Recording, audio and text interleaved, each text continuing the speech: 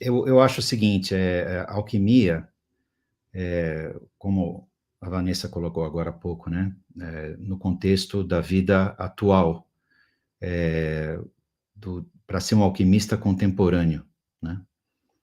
Eh, ou seja, alquimia como um fator de transformação, na vida real, na vida concreta. A nossa vida real, a nossa vida concreta do dia a dia aqui, é absolutamente plena de desafios. Desafios que às vezes a gente consegue prever e desafios que a gente não consegue prever. E não dá para começar a falar de um tema tão importante sem um pouco de solidariedade, um pouco de empatia a milhões de pessoas que nesse momento, no sul do nosso país, estão sofrendo muito, né? Com uma crise do meio ambiente, que se era previsível de um lado, foi totalmente imprevisível na sua magnitude, na sua extensão e na sua duração. E principalmente no impacto que já ceifou mais de uma centena de vidas, deixou muitas pessoas sem os seus lares, né, sem os seus entes queridos, e isso é muito duro, né? E é impossível começar a falar de qualquer coisa que toca a alma humana sem demonstrar do fundo da própria alma, né, um pouco de solidariedade e de empatia, e de apoio e de carinho, de respeito por todas essas pessoas. É claro, né, cada um de nós como cidadão, como cidadã, está fazendo o que pode para colaborar e apoiar a todos eles nesse momento, mas é muito importante também um grupo como a escola, né, que, que pretende trazer uma mensagem de transformação para a consciência e para a vida, se manifestar nesse momento também. Então, fica aqui registrada a nossa solidariedade, o nosso carinho e os nossos votos, né, de que todos vocês que estão atravessando essa crise nesse momento, a atravessem da maneira menos dolorosa possível, e que isso se conclua o quanto antes, né? O quanto antes a natureza permitir e os seres humanos conseguirem, né? E crises, né? Essa crise ambiental, conflitos no mundo inteiro, outras crises ambientais no nosso país, fora, né? É óbvio que o mundo precisa de uma grande transformação. Agora, essa transformação, ela só vai vir se o próprio ser humano for um grande agente de mudança. E é aqui que a gente retoma o tema da alquimia. A alquimia é a química da transformação. Alquimia, a química, né? E essa ciência da transformação, essa ciência da alquimia, não deve ser compreendida como uma ciência obscura, distante da vida, como algo mirabolante, né, de converter um metal em outro, de gerar uma riqueza oculta e assim por diante. Existem, assim, inúmeros mistérios que envolvem esse conceito de alquimia, e que envolvem até injustamente, né? Talvez no passado, até para proteger esse conhecimento de transformação da consciência, foi necessário que esse ensinamento se recobrisse de véus, e de véus aparentemente misteriosos, mas nos dias de hoje, mais do que nunca, é importante que a gente compreenda a necessidade plena de que cada um de nós se engaje num processo real de transformação. Porque é somente se o ser humano se transformar, é que a sociedade se transforma, e a sociedade se transformando muda a relação da humanidade com o meio ambiente, e aí sim a vida toda do ser humano, do cosmo que a gente habita, pode se resgatar, né, o verdadeiro objetivo da vida, o verdadeiro propósito da vida, que seguramente não é essa busca desenfreada por posse, prestígio e poder, sejam como forem, né? Então, colocando isso como base, vamos começar a tratar mais de perto desse assunto. Eu pediria aos nossos amigos que estão coordenando aqui essa live, se pudessem fazer a gentileza de colocar os slides para a gente começar a tratar. Exato. Então, a imagem, né, que nós colocamos é essa imagem que é quase um estereótipo da alquimia, né? Processos misteriosos sendo realizados num laboratório meio escuro, e recobertos aí de uma aura, né, meio mágica, né? Mas a abordagem que a gente pretende utilizar é algo completamente diferente hoje aqui. A abordagem é como nós podemos compreender que a alquimia é uma linguagem simbólica para uma transformação que precisa acontecer na vida real do ser humano, uma transformação na consciência e, por consequência de uma transformação da consciência, uma transformação na vida humana. Então, vamos lá. Nós falamos há pouco, né, da questão de crises, né? A vida da humanidade em geral é uma vida egocêntrica. Apesar de nós estarmos juntos, né, na grande maioria das vezes, cada ser humano está procurando claramente os seus objetivos. Não tem nada de errado nisso. Mas quando 7 bilhões ou mais de seres humanos vivem uma vida eminentemente egocêntrica, onde os seus semelhantes, os outros seres humanos ao seu redor, e também o meio ambiente, a Terra toda, são vistos como recursos para você poder atingir os seus objetivos, em primeiro lugar, essa equação não fecha. E essa equação não fechando, de uma crise individual de objetivos não satisfeitos, a gente passa a viver uma grande crise global. Uma crise que se traduz no aspecto social, no aspecto humano, no aspecto econômico, no aspecto político e, principalmente, no aspecto ambiental. E a natureza, né, com a sua justiça universal, né, que é como aquela deusa da justiça, né, também conhecida como a deusa de Karma Nêmesis, né, a lei da justiça universal, ela traz de volta ao ser humano a colheita de tudo aquilo que ele semeou. E nós, como humanidade, estamos colhendo o resultado de todas as escolhas acumuladas de todos os seres humanos que vivem e viveram nesse planeta até agora. E essa deusa da justiça, ela usa vendas, né? Ela não faz distinção. Ela entrega exatamente o produto daquilo que nós mesmos geramos. Se nós pensarmos ao longo do tempo, e aqui eu vou precisar contar com a imaginação de vocês, porque na hora de salvar esse slide, essa linha que eu estou tentando indicar aqui, que está entre esses pontinhos brancos, era uma linha bem branca, bem visível aqui, tá? Então, eu peço desculpas a vocês, mas vocês estão vendo os pontinhos branquinhos? Então, tem uma linha que liga esses pontos.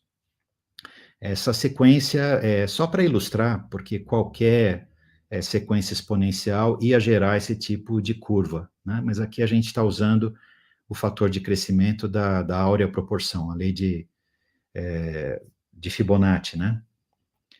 Que é aquilo que explica, né? Muitos dos fluxos da natureza, tem esse caracol aí atrás que cresce na mesma proporção, vários animais, plantas, galáxias, né? O corpo humano, daqui a pouco a gente vai usar uma imagem do Da Vinci, ele é todo calculado em Fibonacci também, mas se você pega esse fator de crescimento e você transforma isso como se fosse uma linha do tempo, e você vai multiplicando ele por ele mesmo, né? O que vai acontecendo é que você tá tendo uma curva de um crescimento que, à medida que o tempo passa, é um crescimento exponencial. Isso é para dizer o seguinte, que às vezes a gente se pergunta, né, de onde vêm as crises, de onde aparecem tantos problemas que nos rodeiam e que nos afetam individualmente e coletivamente. Essas questões, na grande maioria das vezes, são autocriadas. Da mesma forma que uma pessoa que é agressiva tem o espelho da sua própria agressividade na atitude de todos que a rodeiam, e ela passa a chamar o mundo de agressivo, quando na verdade é ela que é agressiva, né? Da mesma forma, a humanidade vive essa lei de causa e efeito de maneira completamente inconsciente. Então, as tensões de um período, de uma geração para outra, né? De um dia para o outro, elas vão se acumulando, e se não existe uma mudança de consciência, o que vai acontecer, nós temos uma parede, um limite. Tá? E esse limite é gerado pela própria tensão que se acumula e não se resolve ao longo do tempo. Existem muitas maneiras de olhar para esse gráfico. Isso aqui, originalmente, era uma linha que nós plotamos, né, mostrando o acúmulo de tensões não resolvidas na sociedade ocidental depois do final da Segunda Guerra no século passado. E a diferença da velocidade que a vida possuía e que ela possui agora. Tá? Isso aqui, se eu não estou enganado, é uma razão de 1/13, que é o sétimo termo de Phi, ou de Fibonacci. Mas você não precisa ir tão longe. Pensa na sua própria vida. O que acontece numa semana? Não precisa ser 7 décadas, né, ou 7 períodos. O que acontece numa semana quando uma questão não resolvida na sua consciência vai se arrastando de um dia para o outro? Ganha uma proporção imensa, não é? Então, todos essas tensões, esses elementos não transmutados e que se acumulam, eles precisam ser transmutados em outros elementos. E a alquimia é exatamente a ciência que permite a transformação desses elementos. Porque quando a gente fala dos metais, a gente fala dos elementos da natureza, existe até uma linha da alquimia que plota a alquimia nos corpos celestes e assim por diante. A gente vai tratar desses exemplos daqui a pouco. Todos esses símbolos, todas essas coisas, na verdade, estão apontando para elementos dentro do ser humano e que precisam mudar dentro. E a ciência da transformação é o segredo da alquimia. Só que essa ciência, ela não começa pelos ciclos normais da consciência egocêntrica, pelos ciclos onde a consciência egocêntrica busca a acumulação daquilo que a gente falou agora há pouco, daqueles 3 P's famosos, né? O PPP, posse, prestígio e poder. Então, quando a gente busca, né, exacerbar o aspecto intelectual, o aspecto emocional, ou mesmo o aspecto ativo ou volitivo do ser humano, na verdade, o que a gente está fazendo é simplesmente aumentar a tensão, porque a alquimia precisa começar de uma coisa diferente. Ela precisa partir de um princípio diferente do funcionamento da consciência egocêntrica comum. Muitos símbolos na própria linguagem alquímica, aqui tem uma imagem muito bonita, né? Cuja raiz é a alquimia, eles falam desses princípios que estão dentro do ser humano. Aqui nós temos a indicação do rei e da rainha, do par real, que é uma imagem alquímica muito, muito forte, muito, muito profunda. Mas esse par real, na verdade, ele é uma imagem de uma realidade mais profunda que todos nós carregamos dentro de nós, esses dois princípios. Vocês estão vendo um sol e uma lua. Esses princípios não são apenas manifestações masculinas e femininas, não é isso. Na verdade, eles aludem para aspectos mais profundos ainda da estrutura do arquétipo humano. Eles aludem ao princípio do espírito, que é representado pelo Sol, e a alma, que é representada pela Lua. O Sol, que indica o espírito, ele aponta a força da inteligência universal em manifestação. E isso está presente no ser humano, está presente no cosmo, no macrocosmo, em uma partícula, em cada pétala de uma flor que desabrocha, está presente em tudo, né? Só que esse princípio, que é o princípio espiritual, que se manifesta através de um fogo invisível, para se tornar visível, ele precisa de um espelho, ele precisa de um espaço de reflexão. Esse espaço de reflexão é a consciência. A consciência também é denominada na linguagem esotérica de alma. Por isso, a imagem da lua. Porque a luz da lua, na verdade, é como se fosse o espelho da luz do sol que incide sobre ela. Então, tudo na alquimia parte desses dois aspectos que precisam cooperar.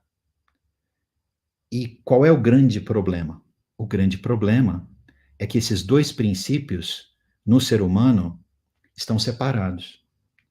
O espírito, a força divina, original, universal, dê a ela o nome que você quiser, está sempre presente.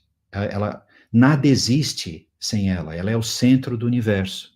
Hermes falava que o espírito é como se fosse uma esfera sem fim, cujo centro está em todas as partes. Esse centro, essa partícula espiritual, essa centelha do espírito, está em tudo. Então, qual é o problema? Não é a ausência do espírito. O problema é a orientação do espelho da alma.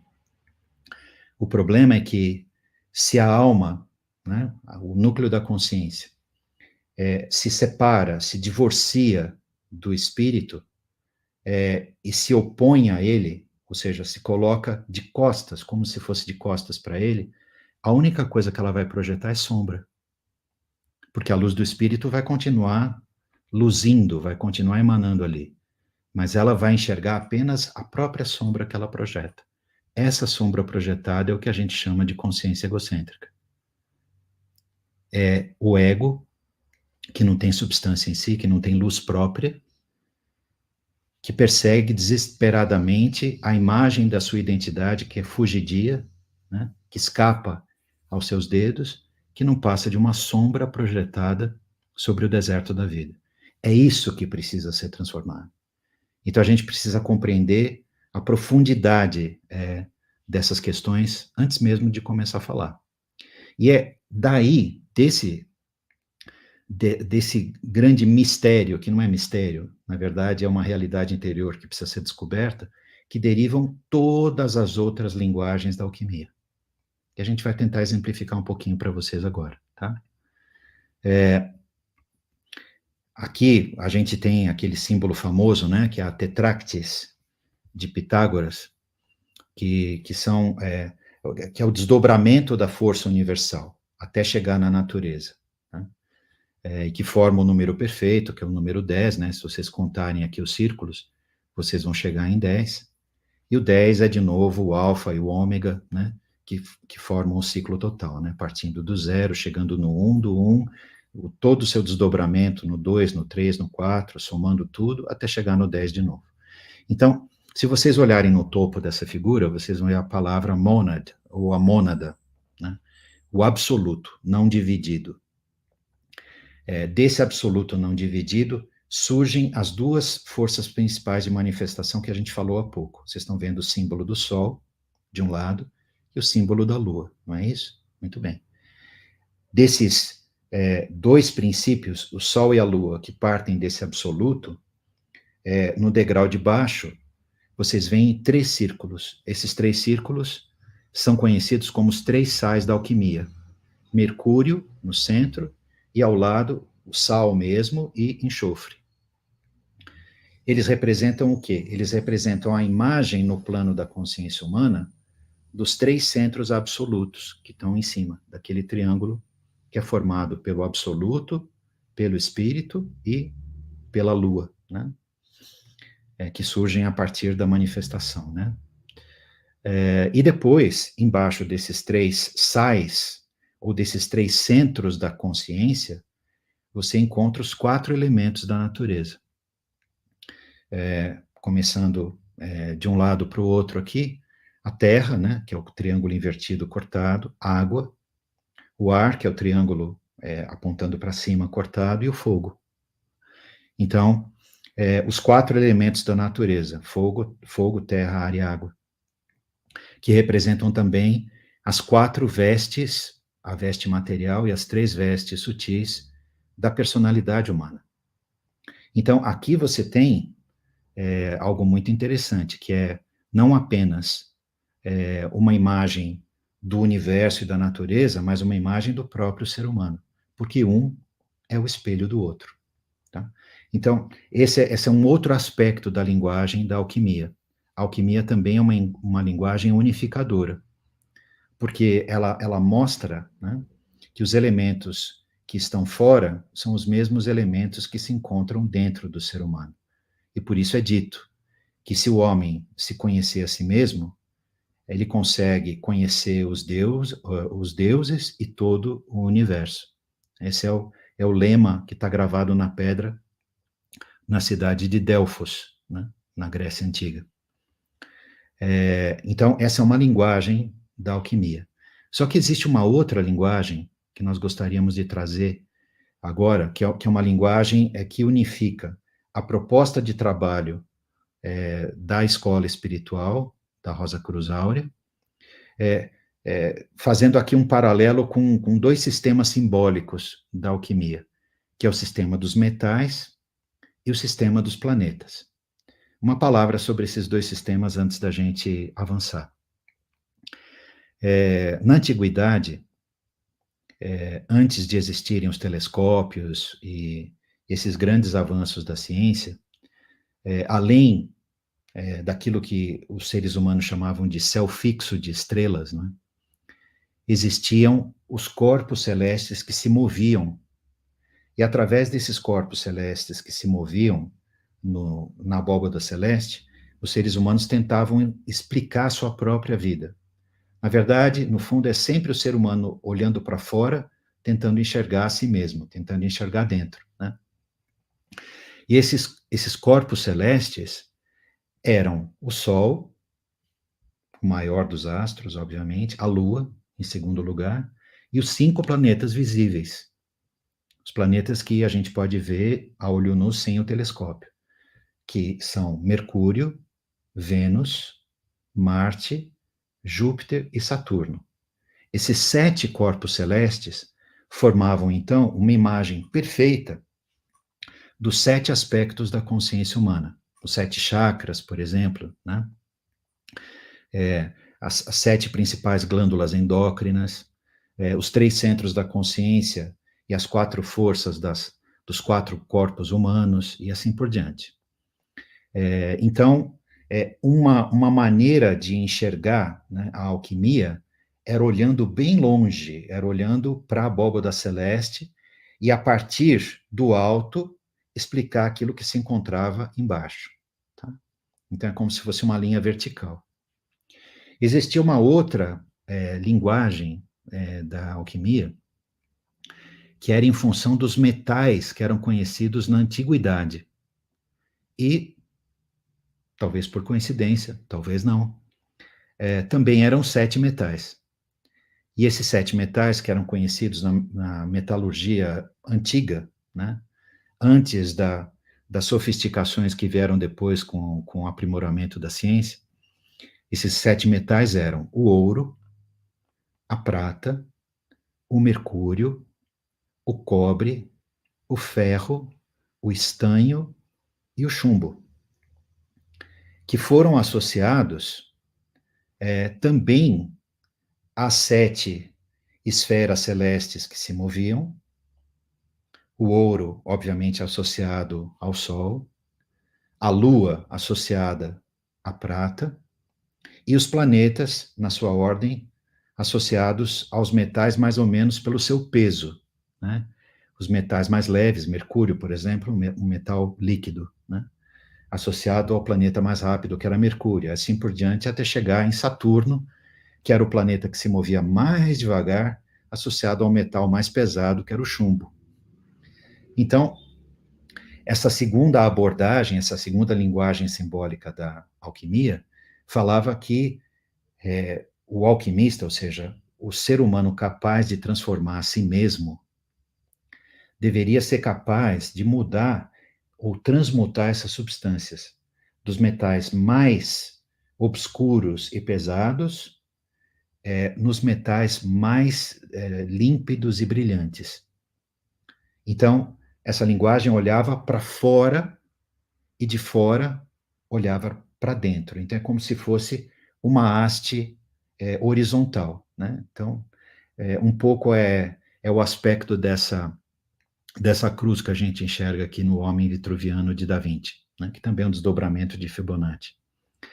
Então, essas linguagens, né? Nós falamos do Sol e da Lua, falamos há pouco, então, daquele desdobramento, né? Da Tetrácteis, que parte da mônada, passa pelo Sol e Lua, os 3 sais da alquimia, que são os 3 elementos da consciência, e depois os 4 elementos da natureza, que são os 4 corpos da personalidade, e agora falando dos 7 planetas e dos 7 metais, toda essa abordagem, na verdade, está querendo descrever um processo que precisa acontecer no ser humano. E o que a gente gostaria de fazer agora, nessa última parte da apresentação, é tocar assim, de leve nesse processo, justamente para aprofundar isso depois na parte das perguntas e respostas, tá? Então vamos lá. A gente espera que isso seja interessante para vocês, seja útil no caminho de vocês. Então, associando agora o processo da iniciação com a linguagem simbólica da alquimia. Então, tudo começa com o sol e o ouro. Portanto, a verdadeira alquimia espiritual começa do alto e não de baixo. Ela começa do princípio mais elevado. Por isso que se falava que o ser humano, ou o alquimista, para poder começar o seu trabalho, ele precisava necessariamente possuir uma partícula, uma pepitazinha, um pedacinho que fosse de ouro. Porque se ele não tivesse ouro para colocar nas retortas, ele não seria capaz de começar a sua transmutação. O que isso quer dizer? Isso quer dizer o seguinte: o sol, o ouro, o espírito já se encontra no ser humano. Ele é o verdadeiro núcleo dessa esfera dentro da qual a gente vive, né? Essa imagem do homem vitruviano é lindíssima por isso também. Ele é o centro do nosso ser, o centro desse microcosmo. A escola espiritual chama esse centro de centelha do espírito. É a pepita do ouro do espírito, que já está dentro do ser humano. E o que precisa acontecer se esse ouro está sempre lá, escondido? O que precisa acontecer é que a alma precisa descobrir. A alma precisa se dar conta de que essa pepita de ouro se encontra lá. E a alma só vai descobrir isso se ela amadurecer. E ela só vai amadurecer se ela passar por infinitas experiências. E, literalmente, ela se não decepcionar, mas ela colher as experiências de tudo aquilo que ela plantou como um espelho de costas para o espírito. Um dia, um ano, uma vida, 1000 vidas. Quem sabe? Ninguém sabe. Mas a verdade é a seguinte: todo aquele que busca as respostas possui uma alma desperta. Uma alma que amadureceu e que foi tocada pelo espírito que já se encontrava em si mesmo. Por isso que o segundo elemento desse processo também é o núcleo do nosso coração. Porque é nele que se encontram os dois polos da divindade. O polo universal, que é o ouro do espírito, e o polo humano, que é o polo da alma. E é a alma que precisa reconhecer a presença do espírito, porque o espírito está sempre lá. Por isso que, em primeiro, o sol e o ouro. Em segundo, a lua, que é o símbolo da alma, e a prata, que lembra a própria luz da lua.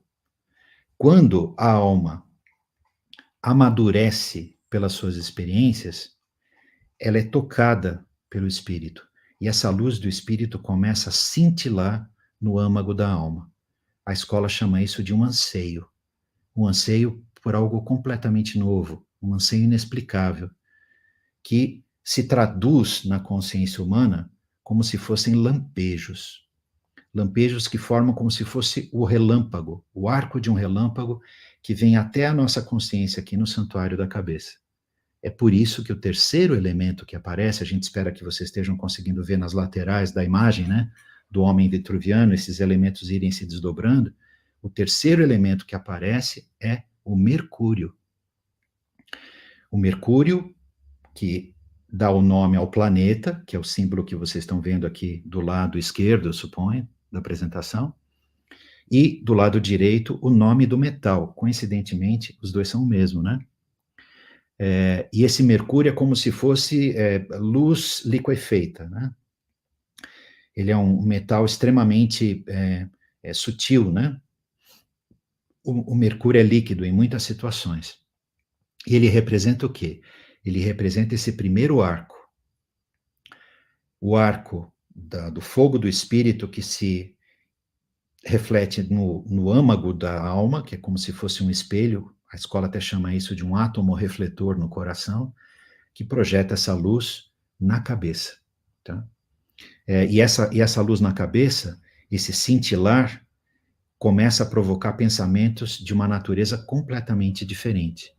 E é isso que começa a transmutar o mercúrio.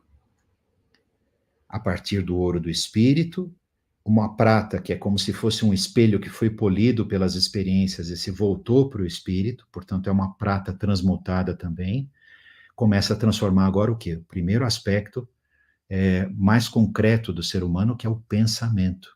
Esse pensamento começa a ser iluminado por essas centelhas, e se o ser humano coopera com isso, esse novo pensar vai se transformando de flashes numa faculdade estável de um pensamento neutro e sem julgamento de si mesmo, que a gente chama de autoconhecimento.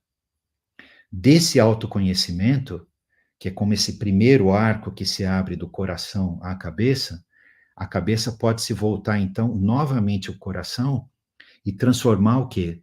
Transformar o restante das energias que ainda circulam pelo coração, que são todas as nossas emoções, os nossos sentimentos e as nossas ligações, e principalmente as nossas ligações egocêntricas, porque o amor humano, na consciência comum, é tudo menos um amor desinteressado, sejamos honestos, né?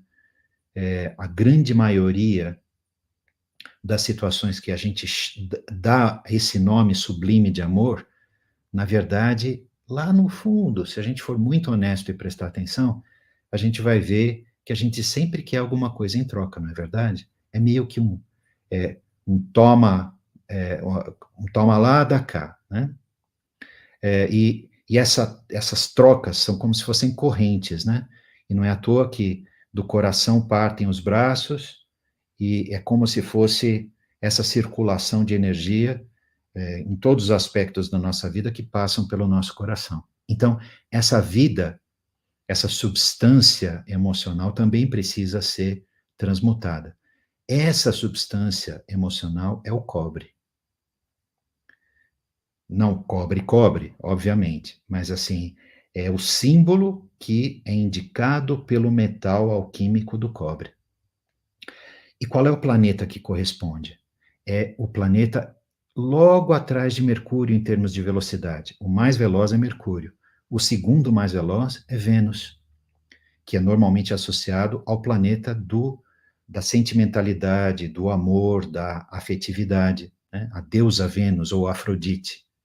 Então, é essa segunda transformação que precisa acontecer, a partir do ouro, da consciência que foi tocada, a prata, o pensamento transformado, que é Mercúrio, o sentimento, então, transmutado também, que é o cobre e Vênus. Então, vocês repararam que formou um arco fechado? O coração e a cabeça estão unidos de novo e pararam de funcionar de uma maneira completamente errática. Eu sinto uma coisa, penso outra, faço outra e assim por diante. Pelo menos esses dois aspectos da consciência humana voltaram a se equilibrar minimamente. A partir do quê? Da centelha do espírito, da verdadeira consciência universal. E é isso que abre espaço para o começo da transformação da nossa vida. Não através de um se forçar, ou de se tolher, ou de se proibir, ou reprimir. Não é isso. É uma transformação que precisa acontecer primeiro dentro, para depois se transformar numa ação real, se manifestar espontaneamente nas nossas ações. E é isso que o elemento alquímico seguinte quer indicar. Que elemento alquímico é esse? É Marte. Se vocês olharem no lado dos planetas, aquele símbolo conhecido de Marte, né, que é o arco e a flecha apontada, né, que é o símbolo da vontade. Então, se Mercúrio é o pensamento, Vênus é o sentimento, Marte é a vontade. E qual é o metal que representa a vontade? É o ferro. Que, assim, se a gente até voltar na história do ser humano, né? Quando o ser humano saiu da era do cobre para a era do ferro, é que as grandes civilizações surgiram. Tá? Então, esse aspecto da vontade é o aspecto que constrói a vida na prática. E é por isso que ele indica para a pelve, que na escola a gente também chama de santuário da vida. Esse santuário da vida, ele precisa ser transmutado alquimicamente, e não apenas na aparência, onde a gente se reprime e não age como o verdadeiro estado de ser. Não, isso não é uma mudança, né? Mesmo que seja uma bondade elevadíssima, autoimposta, se o egoísmo não for vencido dentro, ela ainda vai ser apenas uma casca de aparência, que tem o seu valor, é óbvio, mas é só uma casca de aparência. E a transformação alquímica do ser humano precisa ir muito além disso. Então, esse primeiro arco que se forma no santuário da vida representa o quê? A atitude interna, a nossa predisposição. Então, esse grau de liberdade do nosso inconsciente, né, precisa ser assegurado através dessa transformação alquímica, através de uma nova consciência, coração e cabeça, que vão poder começar a gerar uma transformação na vida. Por isso que a escola diz: estado de consciência é estado de vida. Uma nova consciência é capaz de gerar um novo estado de vida. E depois que essa transformação avança suficientemente, esse arco se fecha, e aí nós temos o quê? Nós temos os três centros da consciência humana: a cabeça, o coração e a vida, funcionando de uma maneira integrada. E aí as nossas ações passam a ser ações de uma transformação espontânea.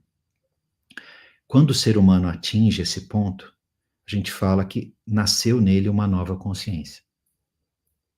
Essa nova consciência é formada pelo Sol, Lua e os três planetas mais velozes, pelo ouro, a prata e os três metais, digamos, mais nobres ou mais sutis, né? E aí a alquimia pode avançar ainda mais e não ficar apenas no aspecto do consciente, representado pela cabeça, o subconsciente é representado pelo coração e o inconsciente é representado pela pelve. Ela pode avançar na transformação ou na transmutação dos metais mais pesados, que estão ligados a toda a nossa herança sanguínea e ao nosso passado kármico. É aí que o ser humano, dotado de uma nova consciência, pode começar a atuar como um agente de transformação para o coletivo. Não através do que ele fala, do que ele faz, mas principalmente através de quem ele é, a partir do seu estado de ser, a partir daquilo que irradia dele. E isso é representado pelo estágio seguinte, os dois estágios seguintes. O primeiro deles é Júpiter, e o metal alquímico que corresponde a ele é o estanho. Vejam só que interessante. Esse sinal de Júpiter, né, é o sinal de Zeus. Júpiter é na denominação romana, Zeus é na denominação grega. Né? É o símbolo do raio. Né? Vocês estão vendo assim esse símbolo fazendo assim e um raio descendo, né? E o estanho também é um metal bem mais pesado, né? Que precisa de mais energia para se transmutar. O que a gente está vendo aqui nesse diagrama? Olhando agora para o homem vitruviano, a gente vê que apareceu uma esfera no topo do microcosmo, né? Do micro-universo. Isso representa que a força espiritual do universo pode finalmente começar a penetrar na consciência, a mergulhar no âmago da consciência, e não apenas nos aspectos, digamos assim, mais acessórios. Esse mergulho dentro da consciência humana é a unificação real da consciência e do espírito. Não apenas mais de uma pequena centelha no coração, de uma pepita de ouro, né? Mas de uma grande força espiritual que se infunde e transmuta todos os metais, dos mais leves aos mais pesados. É por isso que a gente indica isso por esse bastão que desce. Esse bastão que desce no centro e une a força espiritual da esfera a toda a manifestação da consciência humana no núcleo do microcosmo, no núcleo da vida humana. E, finalmente, além de toda a nossa herança sanguínea, né, o ser humano pode se transformar num agente da transformação do karma, não só do karma individual, mas do karma coletivo. Isso realmente é um segredo da alquimia. E esse segredo da alquimia é representado pelo sétimo elemento alquímico, que é, de um lado, vocês estão vendo o símbolo de Saturno, Saturno na linguagem romana, Cronos na simbologia grega, né, que tem o seu tridente, né, que tem as suas pontas fincadas na realidade mais profunda. Isso representa o karma. E se é Saturno de um lado, o planeta que gira mais devagar naquela cosmogonia antiga da humanidade, ele tem o seu equivalente na simbologia das 7 substâncias ou dos 7 metais, justamente no metal mais pesado, que é o chumbo. E esse chumbo é o chumbo do destino, o chumbo do karma. E ele também é transmutado. E essa transmutação é indicada por aquela pequena esfera que aparece na base da coluna vertebral. E se vocês prestarem atenção, esses círculos e esses pontos, eles indicam também o quê? Os 7 chakras dos seres humanos. E o aspecto kármico, né? Ele é o aspecto mais denso, de giro mais lento, que se encontra justamente ao redor do chakra raiz, que é a base da coluna ou do fogo serpentino do ser humano. Portanto, o ser humano que realiza essa alquimia em si mesmo, ele não só desvenda os mistérios do universo, representado pelos planetas, ele não só transmuta todas as substâncias da natureza, representada pelos metais, mas ele faz isso através da transformação de si mesmo. E assim ele se converte na mudança que precisa acontecer no mundo. E esse é o verdadeiro significado do símbolo do caduceu de Hermes ou do caduceu de Mercúrio, a representação da nova consciência humana que manifesta uma nova vida humana, não só para si, mas para toda a humanidade. A gente encerra aqui